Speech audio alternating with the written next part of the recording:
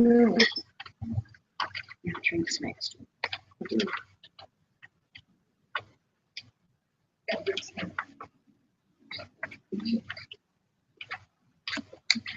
Glad to have Josh Rush visiting us,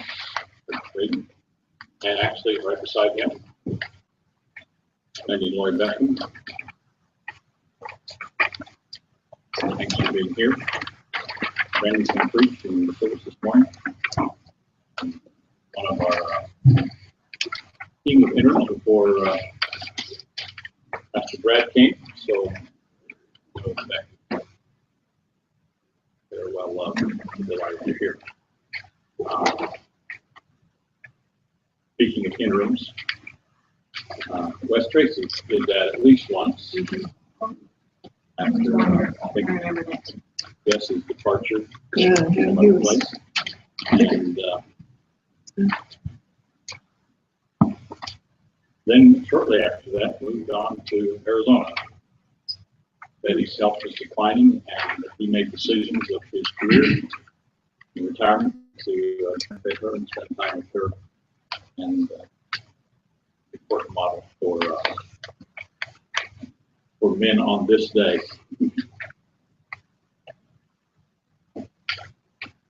Wes and Betty were part of the team that Jerry Lambert cobbled together, wanted to do. And he grabbed me just as I moved to town 21 years ago.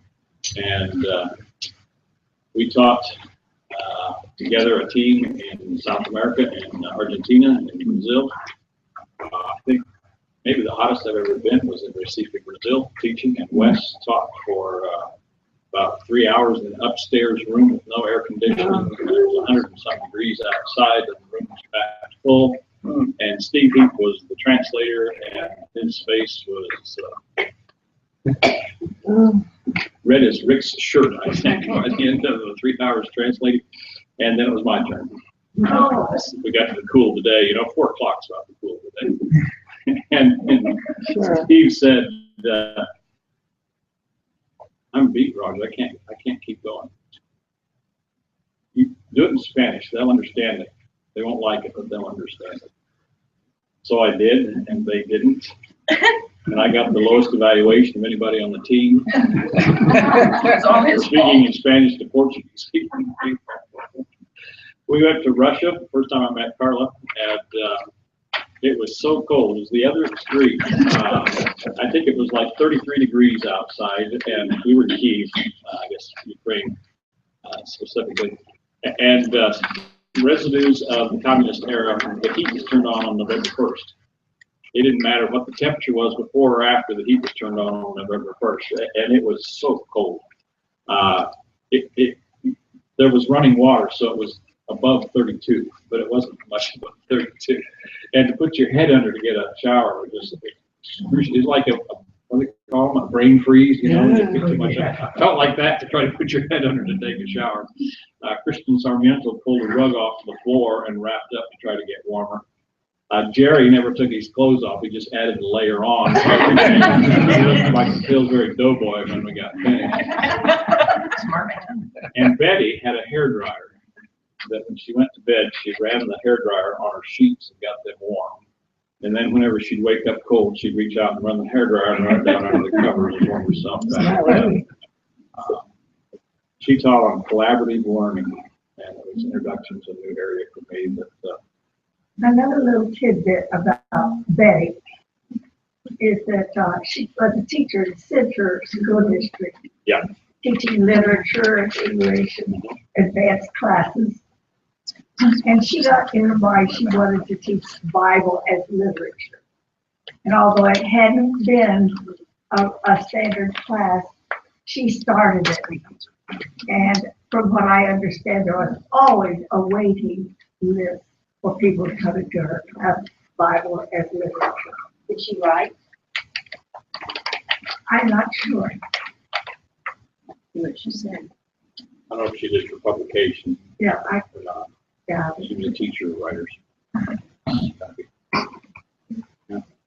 Well, Roger, there's one thing I learned from Wes Tracy and from Betty. I always thought Wes was probably the best writer I knew. And I would say to him, well, it's so easy for you, it just comes off the end of your pen. Whatever you say comes off the end of your pen. And he said, no, you don't understand. He said, first of all, in my computer, I have my own thesaurus with words that are interesting, that I could use in different pieces of my writing. He said, the second thing I do is I write every article, every piece, the books I've written, I've rewritten them 8 times. And I thought, probably a lot of us, including myself, would be a lot better at what we do if we had that level of commitment. It seems like genius. It seems like it's so easy for them, but it's a lot of hard work. So I'm still learning. I mean, I think I am. From some great people. Yeah.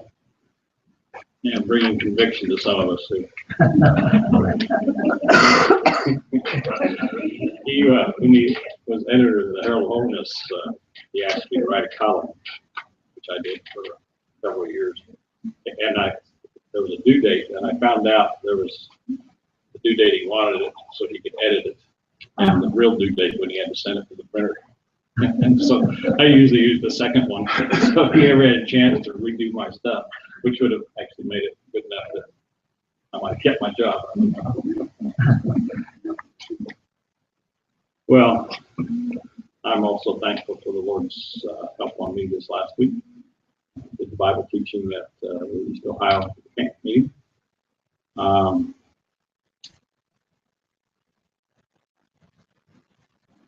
And Carla asked me to preach on Thursday night.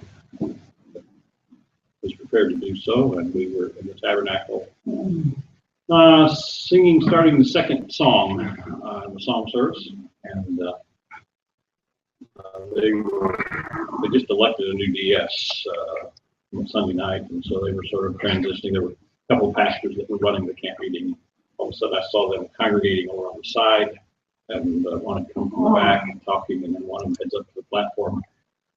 And I think, I don't know if she has a portal somewhere on her body or if Carla just is an internet portal.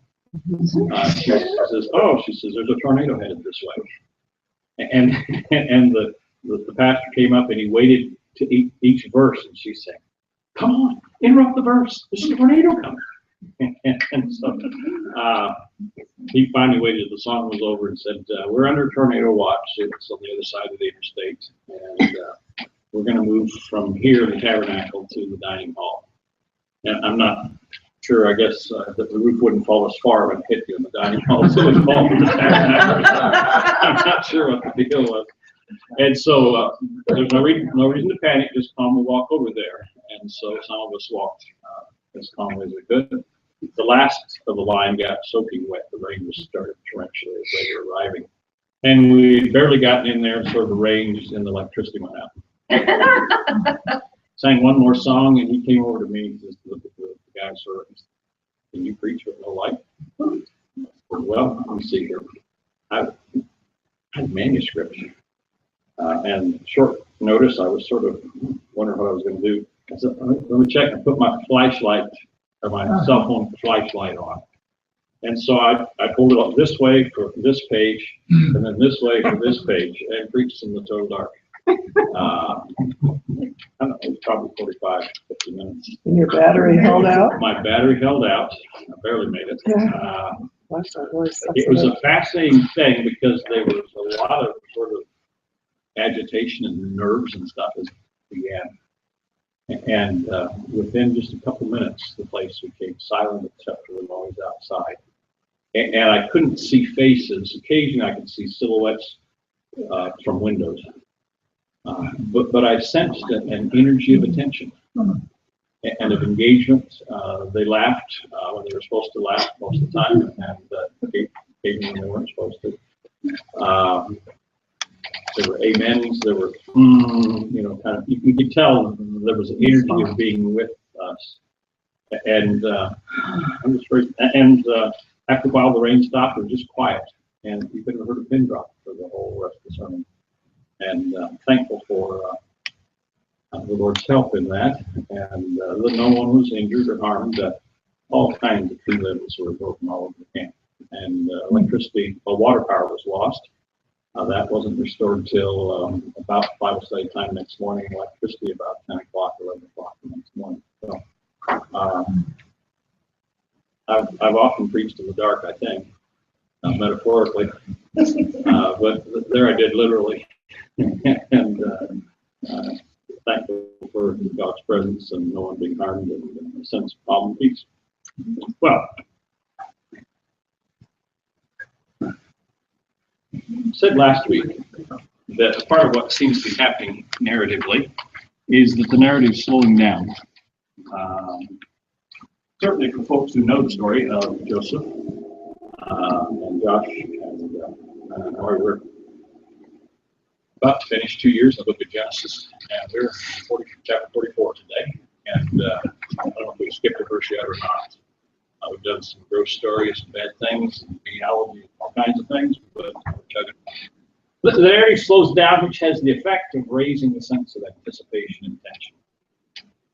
We learned very early on in the Joseph cycle that he's dreamed that his parents, brothers were all found out, give homage to him someday, like that.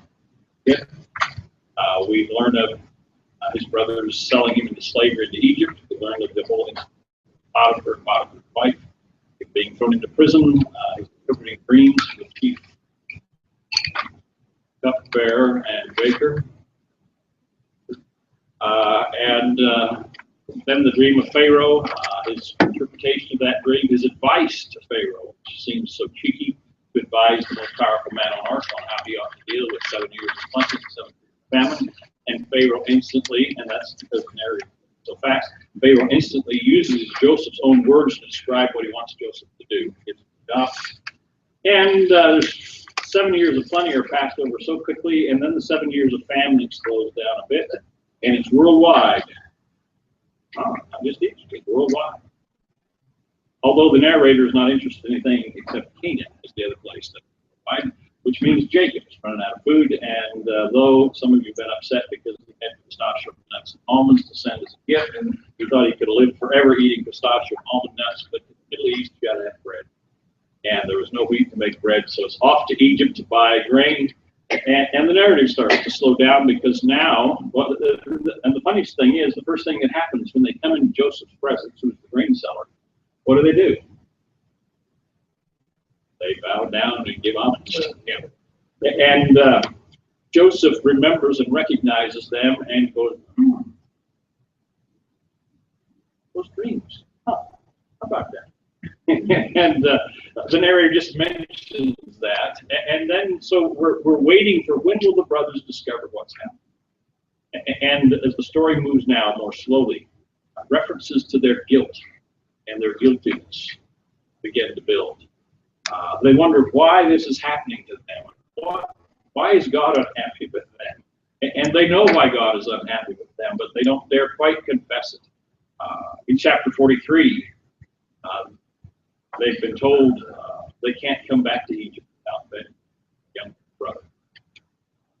Somehow Joseph had gotten them to admit he had a father. They had a father and a younger brother. And he said, well, don't come back without your brother. And at the beginning of chapter 43, Jacob has said that absolutely he will never go. And described the talking into, probably the sound of hunger pangs, belly sort of growling, to help convince Jacob. Okay. And then they arrive, and Joseph sees them, which suggests, what's the chief #1 administrator of all Egypt doing? Watching out the window to see when people came come by. But he is watching, and he recognizes Benjamin. Sets up a noon banquet, which is a highly unusual kind of thing.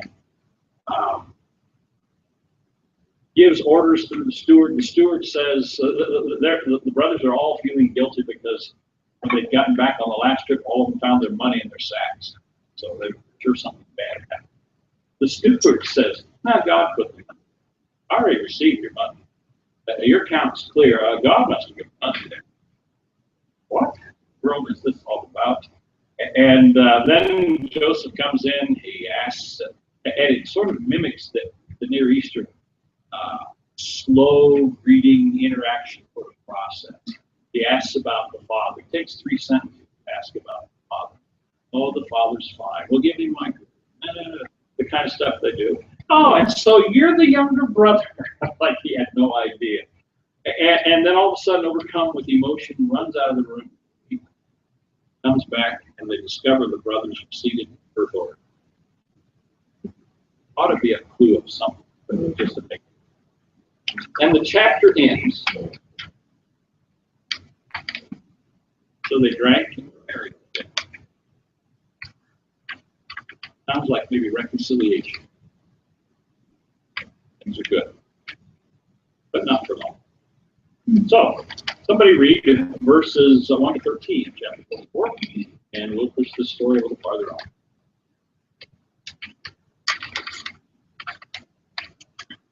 Then he commanded the steward of his house, fill the men's sacks with food, as much as they can carry, and put each man's money in the top of his sack. Put my cup, a silver cup, in the top of the sack of the youngest, with his money for the grain. And he did as Joseph told him. As soon as the morning was light, the men were sent away with their donkey. When they had gone only a short distance from the city, Joseph said to his steward, "Go, follow after the men, and when you overtake them, say to them, 'Why have you returned evil for good? Why have you stolen my silver cup? Is it not from this that my Lord drinks? Does he not indeed use it for divination? You have done wrong in doing this.' When he overtook them, he repeated these words to them.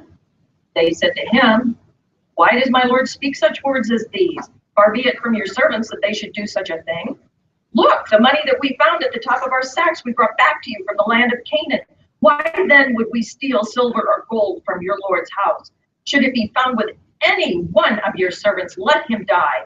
Moreover, the rest of us will become my Lord's slaves.' He said, 'Even so, in accordance with your words, let it be. He with whom it is found shall become my slave, but the rest of you shall go free.' Then each one quickly lowered his sack to the ground, and each opened his sack.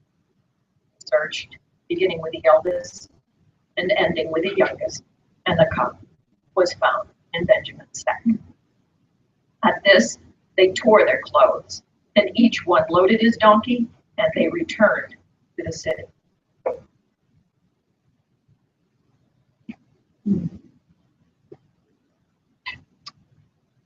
How much time passes from the end of chapter 43 to chapter 44?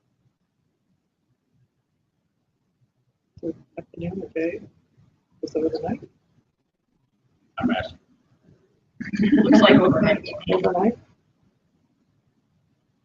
The correct answer is we don't know. It doesn't tell you. But what is the impression you get? Sin. Yeah, it's like there's no transition. I think the then is just Bob in Hebrew. So, and he commanded the steward of his sack. So the then is supplied by the translator, not by the narrator. So the point is, it makes it sound like immediately. All of a sudden, there's a pick up speed of the narrative, and then it's going to slow right back down. Because, well, by the time you get to the end of this paragraph, how are you feeling? Angry. I'm like, what now? Okay? The Nice. tension is ratcheting up, isn't it? It isn't resolving, but it's getting tighter, which is, I think, what the narrator wants to happen. So he isn't going to give you 3 or 4 days to think about this. It could well have been several days. They're at Joseph's house. They got to go to the warehouse, wherever that is. There's a whole bunch of stuff that's got to take place. You can deal with the government. Yeah. There's paperwork, man. There's paperwork. Papyrus work has got to be taken care of. The papyri that I read from Egypt, 1,500 years later, there were copies in triplicate for shipments of wheat. So there's got to be some kind of paper. In other words, this probably isn't just overnight or that day, afternoon. It's probably a several-day process. But the narrator doesn't want us to know that because he wants to get right into this tension grind control. Well, since the brothers found their money in their grain sacks on the last trip, what would you have done before you could go home? Check Check my it out sack. first. I'd have checked my sack. Why didn't they? He set them at ease. Uh-huh. There's all kinds of reasons we can come up with, but especially if they'd have checked their sacks, the whole story would have fallen apart. So we don't dare let them check their sacks. We got to keep this whole process going. Otherwise, the narrative is derailed. It's kind of funny. I'm thinking, man, first thing I do is make sure my sack hasn't got any money in it. I feel all the way to the bottom. Maybe, well, they didn't do it. Okay. Now the steward arrives. Speaking from Joseph, we talked about that last week. The steward is kind of a representative voice for Joseph. I find his comment interesting. Why have you returned evil for good? What's the basic storyline of Joseph and his brothers?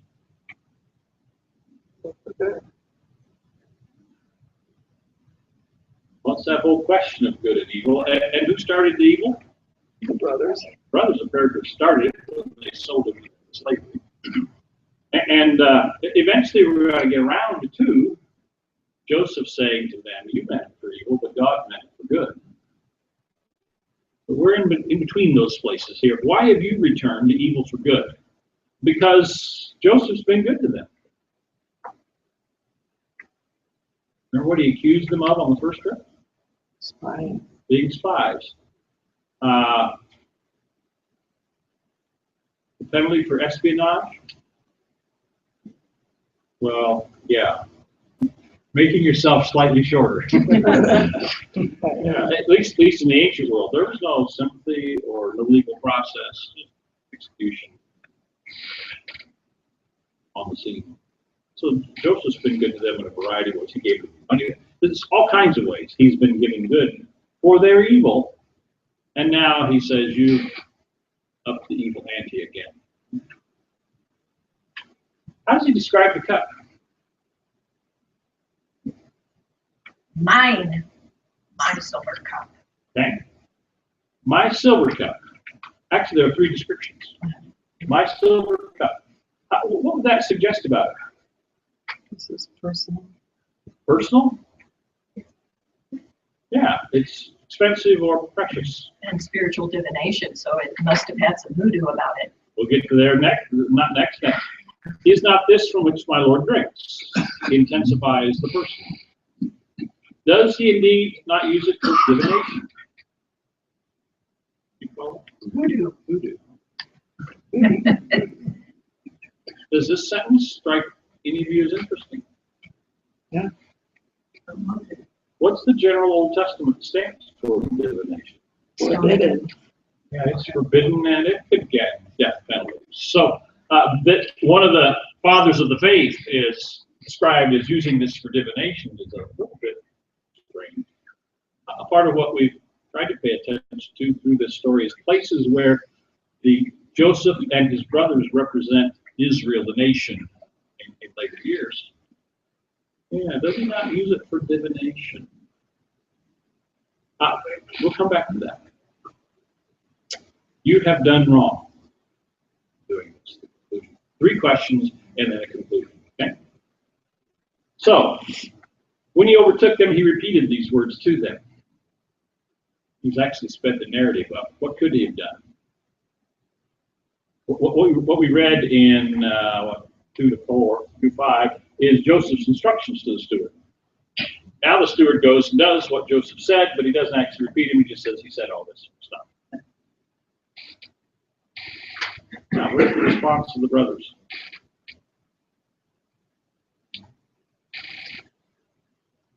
Very defensive.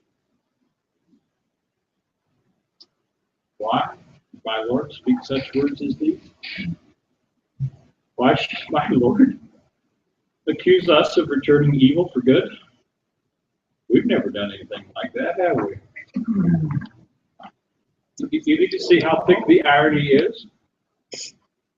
Look, the money we found at the top of our sacks we brought back to you. Why would we steal silver and gold from our Lord's house? They're also quick to anger and thick in the head. Having not checked their sacks, they weren't very smart, were they? Should it be found with any one of your servants?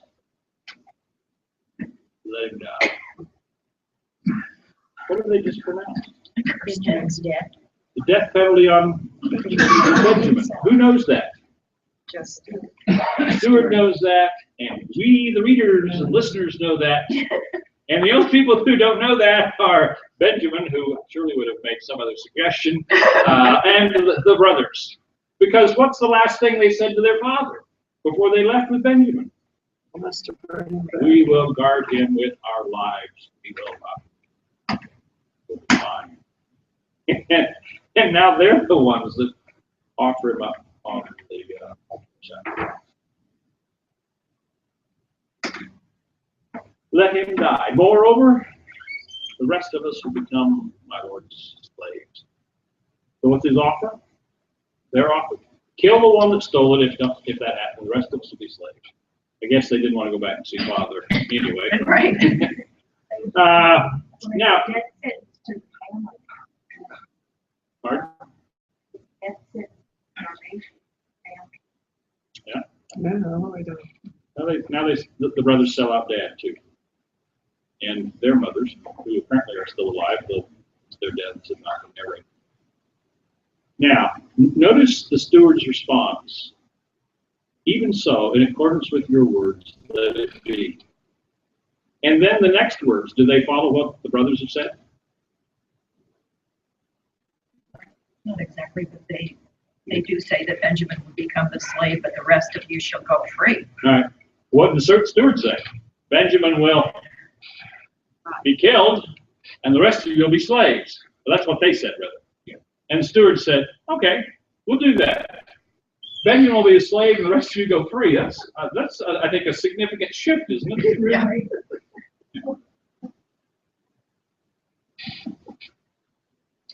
Middle East people. Yes, we're in total agreement. And then here's the, wait a minute, those aren't the same things at all. That they could function without. So they lower their sacks. And where does the steward start the search? The youngest. To the youngest. That ought to be a cause for amazement again to know that order. What does it do, though? Build suspense. Especially for them. Yeah. And probably a mounting sense of relief we're going to get out of this until the cup is found. Interesting comment. At this, they tore their clothes. Sign of grief. Grief, yes. Warning of a death. Who's dead? Benjamin. He's not dead yet. Oh, they'll be dead if they go home, There are all kinds of potential death in this. because they were supposed to. The go only one free. that's dead so far is who? Joseph. So they load their donkeys. Why do they go, each one load their donkey and go back to town? Why didn't they go run? I mean, 10 of them were free. I won't ask for a testimony of how many of us would. See you, Benjamin. Get out of here. Yeah, maybe they know what's home. They made promises. This is actually an encouraging sign. Together now. Well, let me read 14 to 17.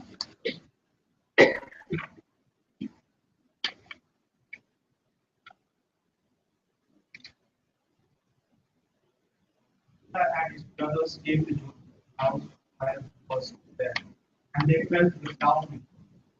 Joseph said to them, "What deed is this that you have done? Do you not know that one such as I can practice divination?" And Judah said, "What can we say? What can we steal? How can we clear ourselves? God has found out the guilt of your servant.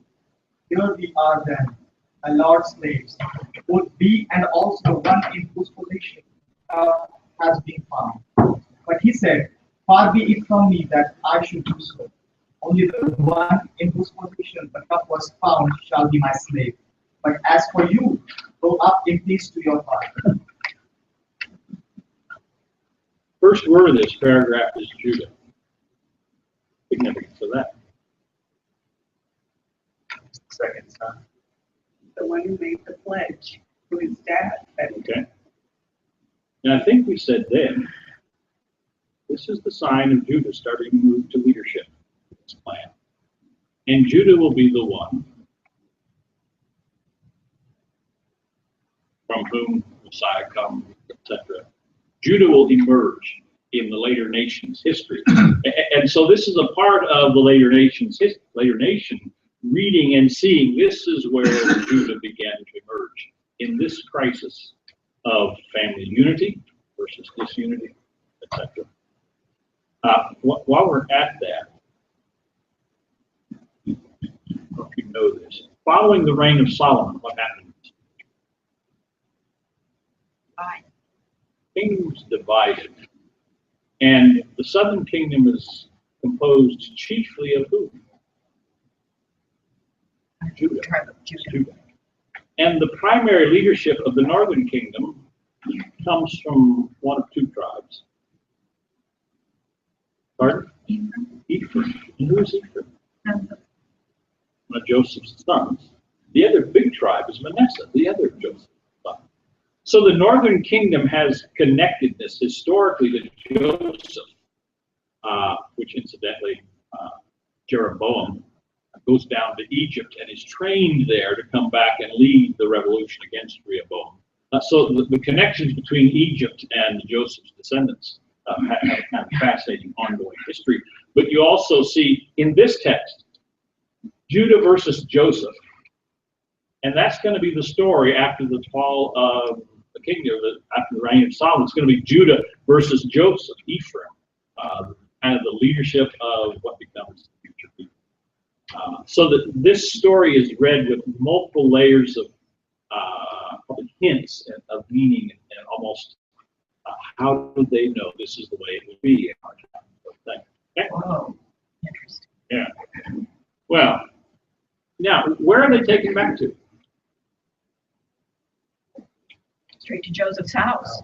Yeah, not the warehouse. What does that tell us? Well, it might tell us it's early in the morning.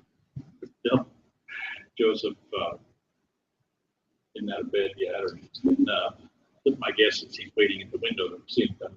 Yeah. It also suggests this is family issue, business issue.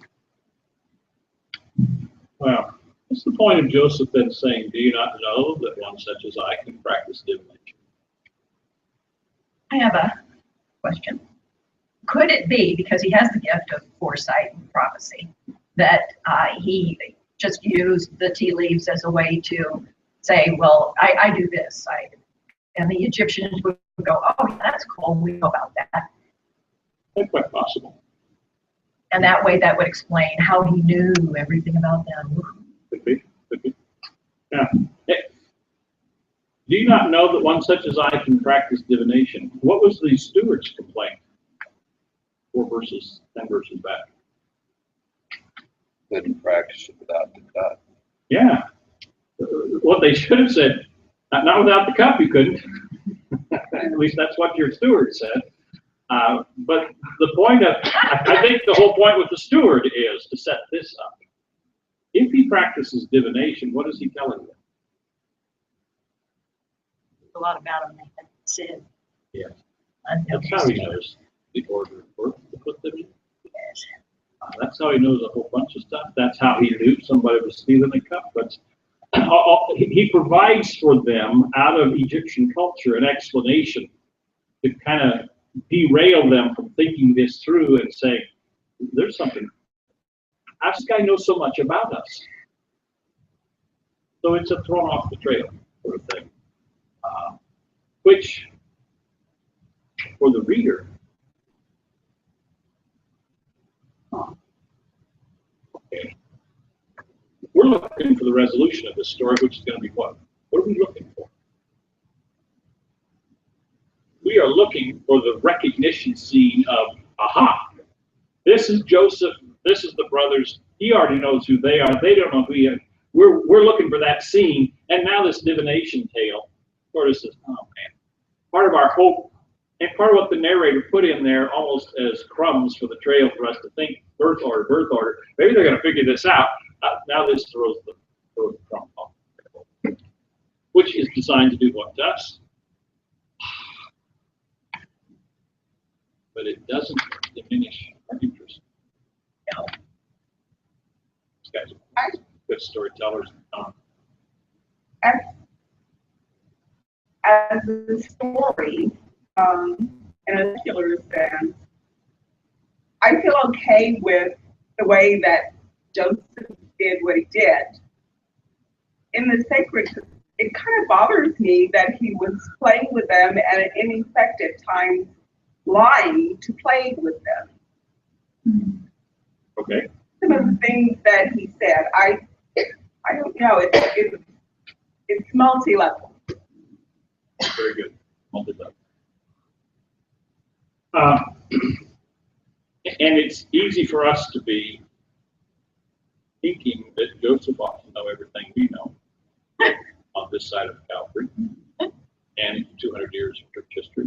And so our ought to's, there's just a bunch of, he's partially stuck in his own generation, which is, I think we have two choices at that point. We can sort of be condemning, or we can be grateful that God understands people being stuck in their culture, because that's a chief benefit to do.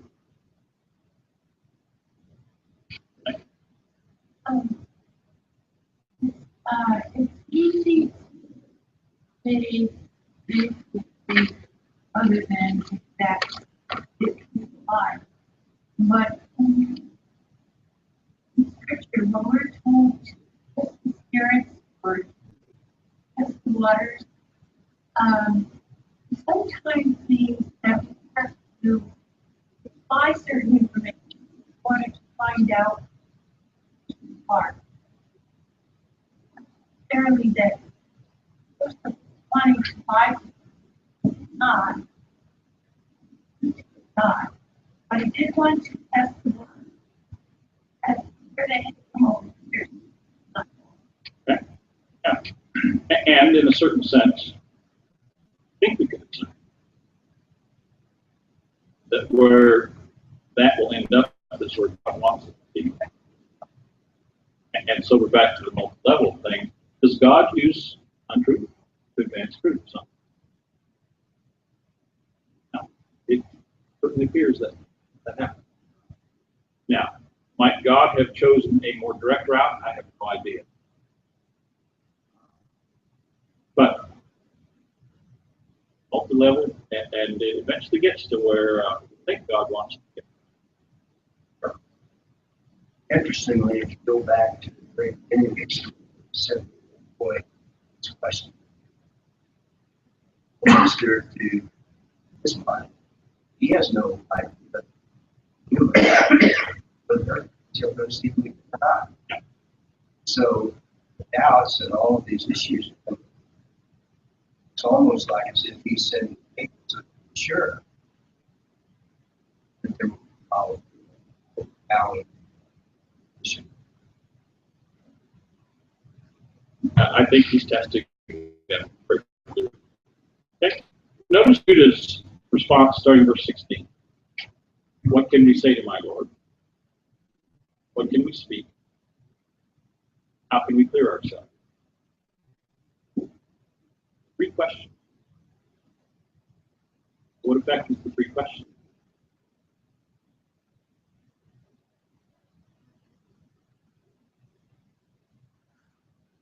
Which of the 3 questions most interest you? How can we clear ourselves? Yeah. Which is the last one? Good.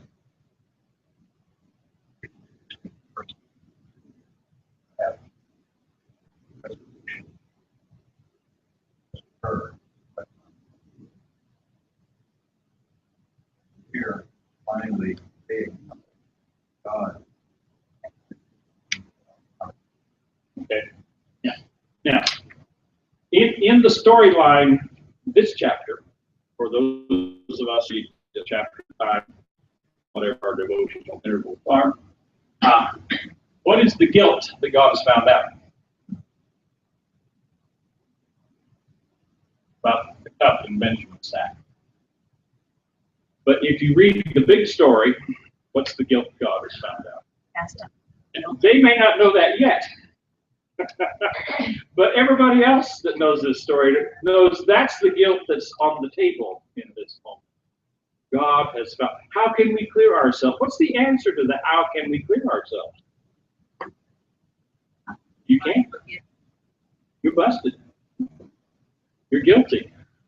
And you've lied for 25 years about this. God has found out. Guilty. So here we are then. We and the one in whose possession the cup has been found.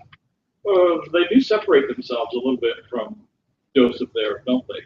We, the brothers from Leah and who separate themselves from Benjamin and Joseph. So here we are. But why, back in the last set of verses, we were talking about being a slave. That's not one of the three questions. They're negotiating now. You bet. And they're suggesting, okay, we've confessed. We're in the wrong. Now be generous. And create in your culture status for yourself by being a person of grace. And what does he say? Far be it from me that I should do so. He doesn't succor into their suggestion. Only the one whose possession the cup. He sticks with the steward's words. And then, okay. I want to interrupt your thought there. Seems to me strange that there's nothing here that shows that the other brothers beat Benjamin up. That would be the first question. Ask Benjamin, did you? And they had to pass that. They had to think about that. Yeah, they would have. What's the irony of the last one? I'm keeping Benjamin as my slave. The rest of you go in peace up with your father. Yeah, likely not. Peace. Yeah. Well, let's read 18 to 30.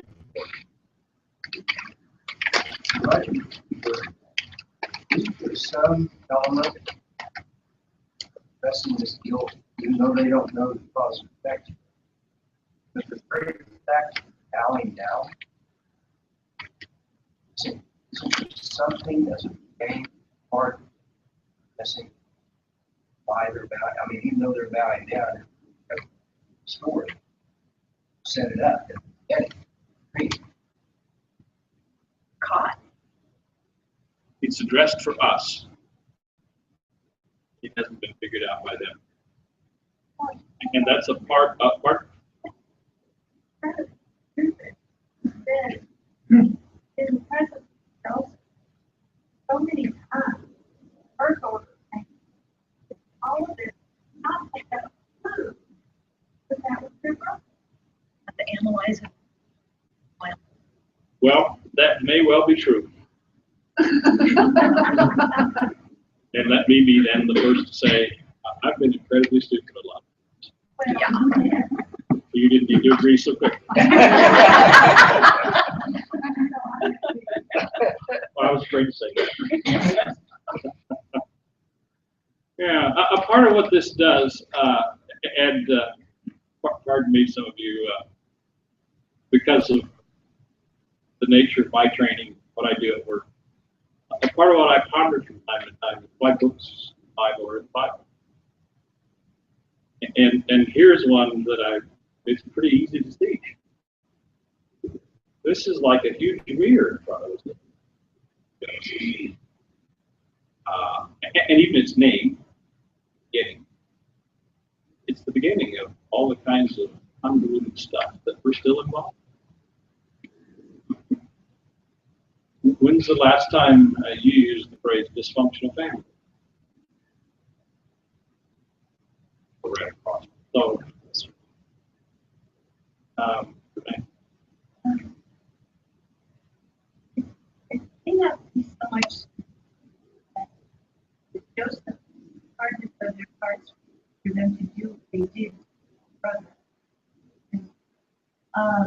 that he was taking his brother's life, his father and mother. You see that if their hardness was still there, hardness, heart is always what God wants to break. Turn us to confession. And apparently Joseph is bringing him before the Lord. Just like he did when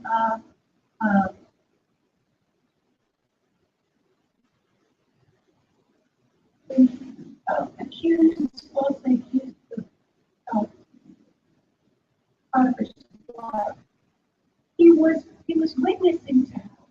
Again, he is before his brothers, bringing them before the Lord.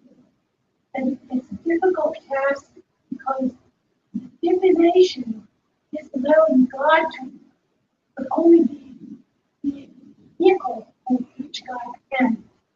And that's why you're not connected.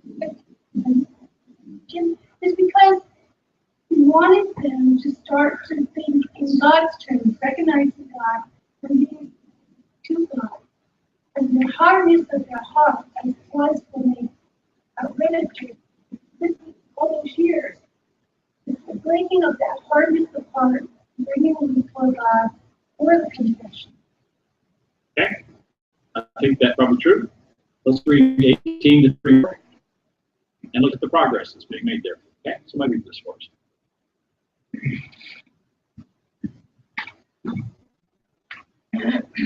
Okay. Then Judah stepped up to him and said, "O my lord, let your servant please speak a word in my lord's ears, and do not be angry with your servant, for you are like Pharaoh himself. My lord asked his servant, saying, Have you a father or a brother? And we said to my lord, We have a father, an old man, and a young brother, the child of his old age. His brother is dead. He alone is left of his mother's children, and his father loves him. Then you said to your servants, Bring him down to me, so that I may set my eyes on him. We said to my lord, The boy cannot leave his father, for if he should leave his father would die. Then you said to your servants, Unless your youngest brother comes down with you, you shall see my face no more.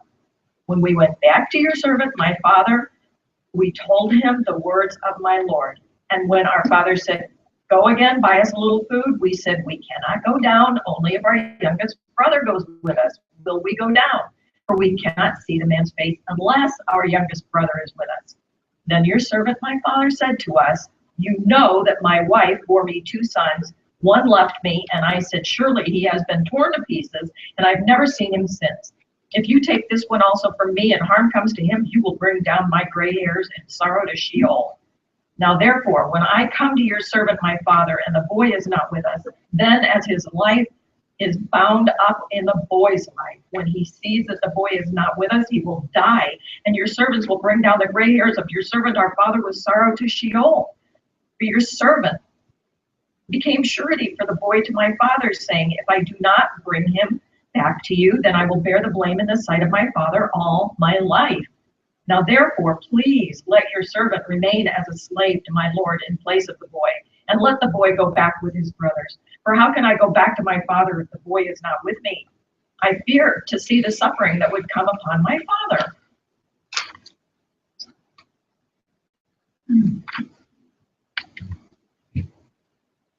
Making progress, aren't we? I suppose Joseph felt he's sitting there while they say, Our father said that my wife bore me 2 sons, one left me. I said, Surely he's been torn to pieces. I've never seen him since. How did Joseph feel? The story is being told.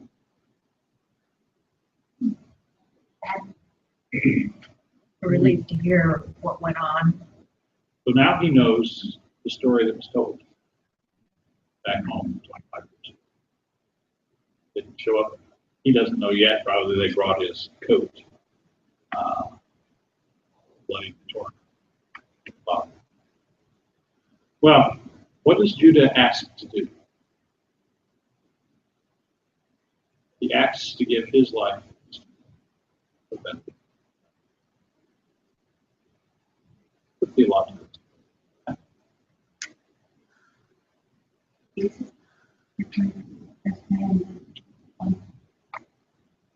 Kind of substitutionary atonement, vicarious atonement. Scapegoat. Scapegoat, yeah. A recognition somewhere up above that God has found out the guilt of. There isn't a way the guilt could be for. But now one offers to give his life for another.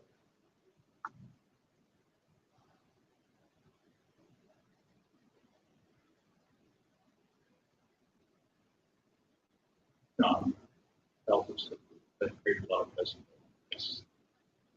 laid down his life. So it looks like we made progress. Lots of stuff in this paragraph. We're out of time, and it's the next paragraph that we're waiting for. So, thanks be to God that we made some progress. Finally, we've been going round in circles, and now at least Judah has broken. And the hardness of his heart, Renee, looks like Judah's hardness has been broken. Progress. Father, we are thankful for your word. Intrigued by this story, see parts of ourselves, much of ourselves, parts of it, and wonder if we would ever have honesty or courage to offer ourselves to someone else.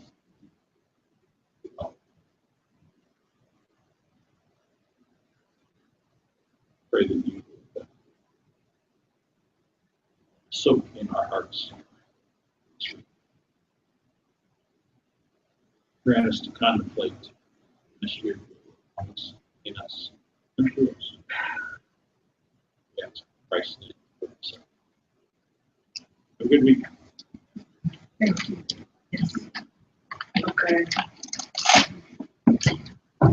Okay. First.